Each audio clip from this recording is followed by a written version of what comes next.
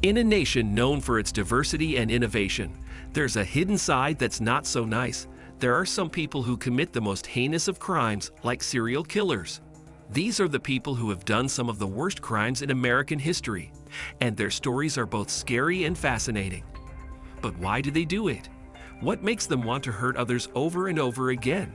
Today, we are going to discuss about the top 10 American serial killer of all time.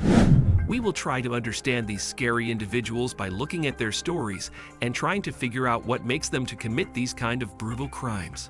So keep watching some mind-blowing facts about the dark world of some of America's most famous serial killers.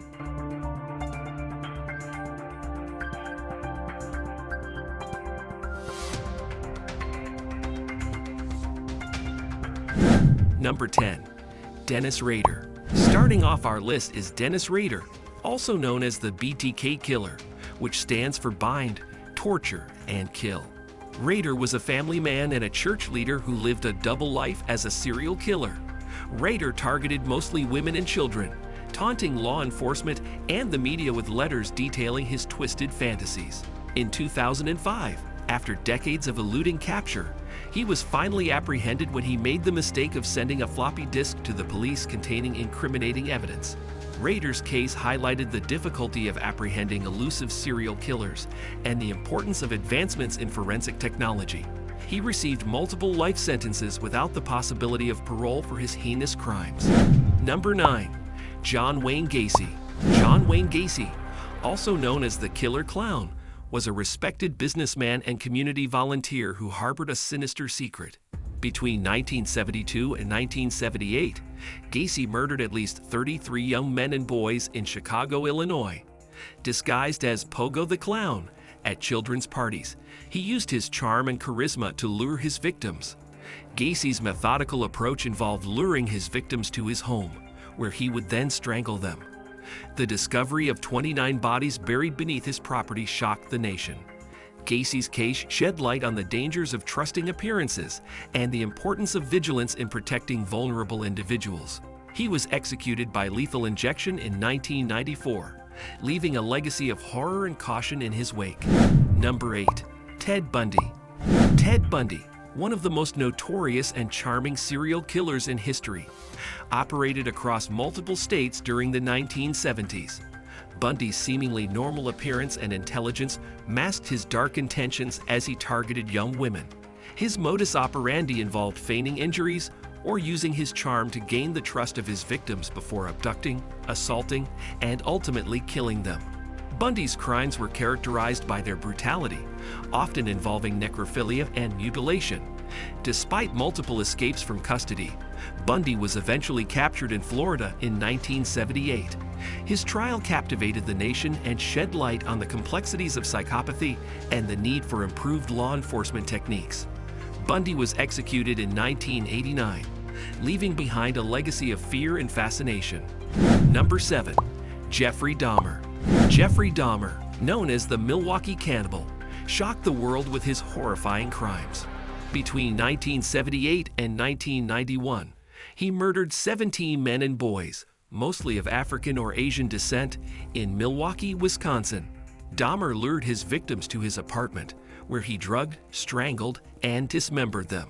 His fascination with death and anatomy since childhood manifested in his gruesome acts.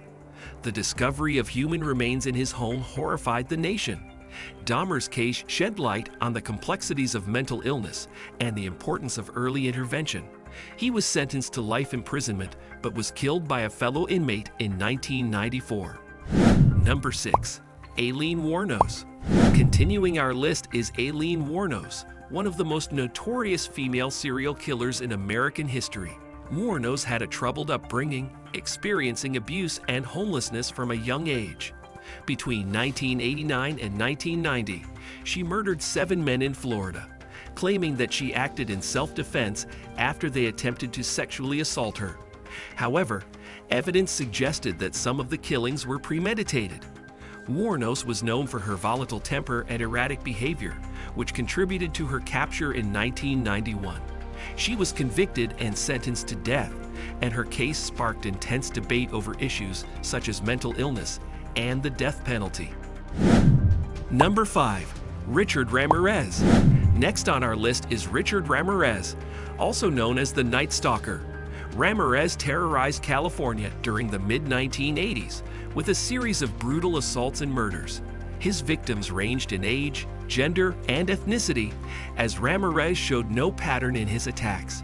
He gained notoriety for his ritualistic methods, which often included burglary, sexual assault, and sadistic violence. Ramirez's dark and menacing appearance, coupled with his heinous crimes, instilled fear in the community and earned him the moniker Night Stalker. Despite his attempts to evade capture, Ramirez was apprehended in 1985 due to the efforts of vigilant citizens and law enforcement. He was convicted on multiple counts of murder and sexual assault, ultimately receiving the death penalty. Number 4. Ed Gein.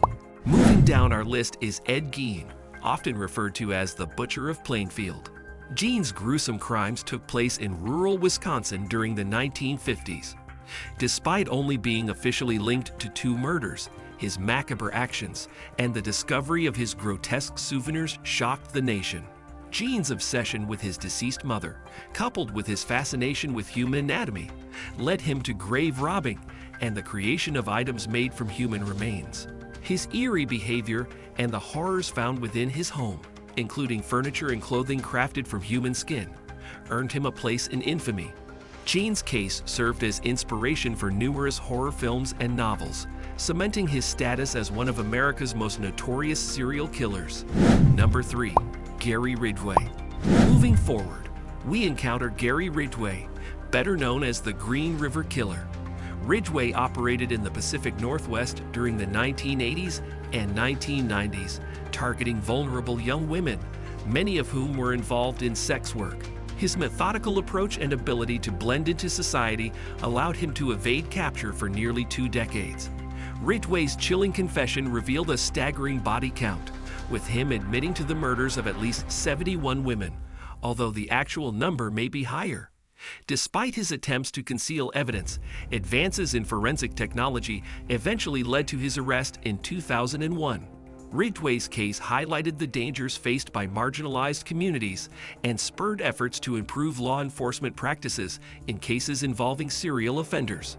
Number 2. Albert Fish. Moving closer to the top of our list is Albert Fish, also known as the Gray Man and the Werewolf of Wisteria. Fish's reign of terror occurred primarily during the 1920s in New York City. His crimes were as depraved as they were numerous, ranging from child molestation to cannibalism. Fish targeted young children, often selecting victims from impoverished neighborhoods. He would lure them away with promises of work or gifts before subjecting them to unspeakable horrors. Fish's disturbing fantasies and penchant for self-harm contributed to his reputation as one of America's most deranged killers. Despite his advanced age at the time of his capture, Fish showed no remorse for his actions. His trial captivated the nation and shed light on the need for improved mental health services and protections for vulnerable members of society. Number 1. H. Holmes. At the top of our list stands H. Holmes, often regarded as America's first serial killer. Holmes, whose real name was Herman Webster Mudgett, operated during the late 19th century in Chicago.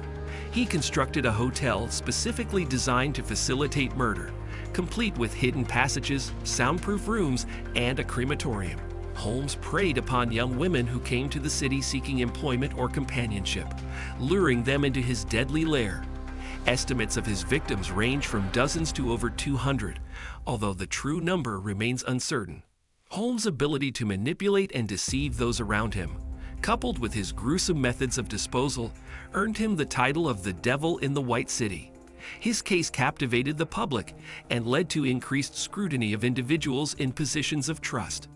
As we wrap up, one thing becomes clear: the human mind is a complex and often terrifying place. Through exploring the stories of these notorious individuals, we've gained insight into the depths of darkness that exist within some people. But while the deeds of these killers may shock and horrify us, they also serve as a reminder of the importance of understanding, empathy, and vigilance in our society. Let us take heed of the lessons learned from these disturbing tales as we strive to create a safer and more compassionate world for all. Thank you for watching this video. and I hope you found it informative and helpful. Please like, share, and comment your thoughts and questions below. And don't forget to subscribe and hit the bell icon for more updates. See you in the next video.